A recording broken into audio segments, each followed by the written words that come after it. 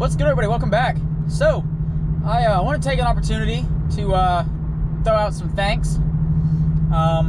Over the weekend, well, it's been about 5 days now, we hit 500 subscribers on the channel. Now, I know it's not a huge milestone, but for someone who never intended on having a YouTube channel to begin with, it was kind of a big deal to me. Now that I've reached it, I need to start looking forward at what's to come for the channel as a whole. So before I can do that, first I want to kind of go back. It's in 2018. And while searching the forums on Facebook, a question popped up involving the Chrome delete. So I posted pictures of the process that I went through in doing the Chrome delete. And in that process, I had a bunch of questions. They were basically asking why I tore the whole door apart and how I removed the door molding and all the trim in order to do the delete, and if it was easier than trying to wrap it and tuck it, so on and so forth. So that was the day I decided I'd go ahead and make a video real fast showing the process that I used to do my Chrome delete, because I felt that it was an easier process than trying to tuck everything and all that jazz. So I made the video, and not too long after the video was published, say about a month, maybe two, the video had over 1,000 views on it.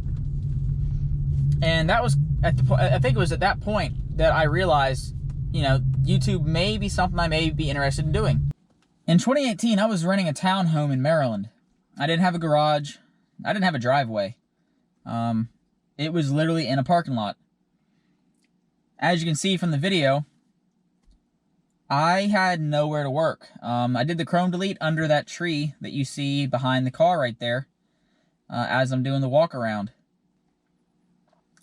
So the conditions for a YouTube channel weren't ideal, but I knew that eventually I was going to be moving within the year, and I may have a better opportunity at starting the channel, getting it up and going once I moved. So let's fast forward a little bit. It's now June 2019, and I have officially moved to North Carolina, and I got my first apartment in the state and was able to get a one-car garage that I could rent through the apartment complex as well. So as you can see in the videos here, when I first started, the garage was very cramped. A lot of the stuff that I was trying to get rid of that I didn't have space for in the apartment was kind of stored in there. It was more a storage room than it was a workspace. But over time, throughout the videos, I was able to work on the space, clean it up, organize it a little better, add some shelving, and I was able to adjust it to something that I knew I'd be able to utilize and make some quality content out of. So projects I currently have open that I'm wanting to work on and finish up by the end of the year. I plan on making a set of custom intakes for the car. They're putting the aftermarket cones up in the grill. I'm going to do that myself via intercooler tubing and a couple other parts that I found online that should do what I need to do. I'm going to be doing a catch can install on the VQ. Again, I'm going to do it in a manner that I find the best way possible on a budget. I'm going to be fabbing up my own bracketry to get them to mount and install in the engine bay, and a nice little clean-up, dress-up style kit to get all the tubing and stuff ran. I have a carbon fiber project for the front bumper that I've been working on that I'm in the process of finishing. And everybody knows what everybody's been waiting on, the wide body kit. As it sits right now, I don't have the space to work on the wide body kit where I am currently. I just can't do it. I can work on mocking up and fabbing up bracketry to get the kit to fit better, but in regards to actually installing and painting the kit, I just don't have the capability right now. So that brings me to the way ahead. So I'm not going to reveal the whole house, but if you follow me on Instagram, you've seen pictures of the house that I have being built that I'll be moving into in October. So as you can see here in the video, this is the garage space that I'm going to be moving into. It's a 3-car garage. The driveway holds up to 5 cars, potentially 6, depending on how big the cars are. On the large side is where I'll store most of my tools, my equipment, shelving units, things of that nature, where my wife can park her car. On the single side, I plan on doing a makeshift paint booth on that side, encapsulating that entire area in plastic, making that my sanding station as well, so that way I don't have dust all over all the components and stuff inside the garage laying around. Inside that opening there, I plan on doing some type of zip-up, a plastic zip-up door that you usually see on screen porches and patios, just to still be able to get in and out between that corridor, but to keep all the debris inside one enclosed space. So once I get into the new house, I want to kind of steer away from aerosol painting for the most part. And I'm still going to do a lot of it on smaller projects and things like that, but I want to get into larger projects. And to do larger projects efficiently, you got to be using a spray gun. In order to get into spray gun painting, though, I'm going to have to buy a lot of things to do that. And being on a budget still, since the channel is not that big and I'm not making anything on the channel, I'm going to be buying and sourcing all my stuff from Harbor Freight. There is a $389 air compressor at Harbor Freight. You can see it right here in the video. It'll be able to power the sanding tools that I will be buying, because I do a lot of sanding, as you've seen. I'll be able to use it for spray guns, which I plan on getting into.